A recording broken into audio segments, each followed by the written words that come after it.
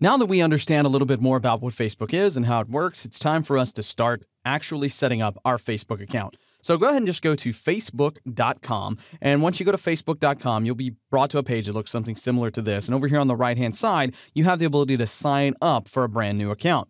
And so all you'll do is just start plugging in your personal information here in these boxes. So you'll type out your first name and your last name. You'll type out your email address here, and you'll have to type that out twice for verification purposes. Underneath there, you're going to have to type out a password, and I would recommend that you type out a fairly complex password. You might even use a password generator for this because Facebook is really tied into a lot of things nowadays. And if someone were to get a hold of your Facebook password, they can have access to a lot of different things in your digital life, and that is just not something you want to have happen. So don't use a common password. Don't use the same password you use for anything else. Just come up with a different complex password, maybe with some upper and lowercase letters, maybe some numbers and that kind of thing. Make it difficult for people to get a hold of this thing. Underneath there, you're going to be asked for your birthday. Now, right out of the gate, you might be wondering exactly why Facebook is asking you for your birthday. It's actually very simple. This is an age restriction that they're putting in here, and they want to make sure that you are not underage and that the content that they serve up to you in the form of ads and suggested users and things like that is age appropriate for you. If you want to read more about this, just click right here. It's going to give you that same information I just told you, and then you can read their full data use policy to get more information about all of that kind of stuff. Just click away from that to close it. Then once you select your birthday, you're going to choose whether or not you're male or female, and then you can click sign up. Once you click sign up, it's actually going to start taking you through the process of creating your Facebook profile. Now, step one here, it's going to be find your friends, and you can find friends based on your email address that you entered. For instance, I used a Gmail address, so it's going to attempt to scan my contacts for potential friends. You can also do that with Outlook, Yahoo, or any other email service that hooks up with Facebook. In this case, I'm going to hit skip this step because I really don't want to do this right now. I'll find friends on my own. It tells you here that people who complete this step usually find up to 20 friends. If you're fine with Facebook having access to your contacts list, by all means, go ahead and do this. If you don't want them to have access to it and you want to just sort of grow your friends list organically, just go ahead and hit skip again, and it'll skip you right ahead to the very next step. Once you get to step 2, it's going to take you to this section where it says fill out your profile information. So here you can fill out your current city. So in this case, I live in Nashville, Tennessee.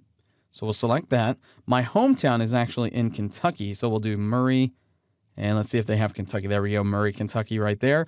And high school, I went to Murray High School. There's Murray High School right there. And college or university, I went to Murray State University. There we go. And my current employer is lynda.com. And they actually show up there as well. Your employer may or may not show up there. If they do, great. If they don't, that's okay too. You can fill this information out, and it'll just be static text as opposed to a link to that actual company page. And once we click next, that's actually going to take us to this screen here where it's going to say add people you may know. I'm just going to hit skip again, and that's going to take me to step 3. And step 3 is where we add our profile picture. And I'm going to show you how to change this a little bit later, but if you want to add a profile picture now, it's actually really easy to do. Just hit add profile picture. Then go out on your computer, and on your computer you can find a folder wherever this may live. I'm sure you have photos of yourself or photos from a vacation or something like that. And you just go and find that photo, and once you find it, you can upload it to Facebook. So here I found a photo of myself. I'll just hit choose.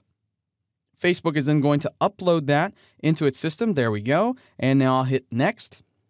And so now I have created my Facebook account. Everything is completely set up. I am now able to start using Facebook. Now, before you start using Facebook, it might be a good idea to go and check your email address. Whatever the email is that you signed up with, you can go up here to the top and you can see that you can confirm it, you can resend it, enter the code, change the email address, etc. If you got the email, you can open that email up. And when you look in that email, you should see that there's a big button inside the email that says confirm your account, or there's also a code. So if I wanted to come up here and choose enter the code, I could come up here and do that and then just type it in and hit OK. And once I do that, it's going to tell me I've successfully confirmed my account with the email address that I used. I can hit close, and now I can use Facebook just as anyone else can. I've confirmed my email address, my profile is all set up, and I'm ready to start using Facebook.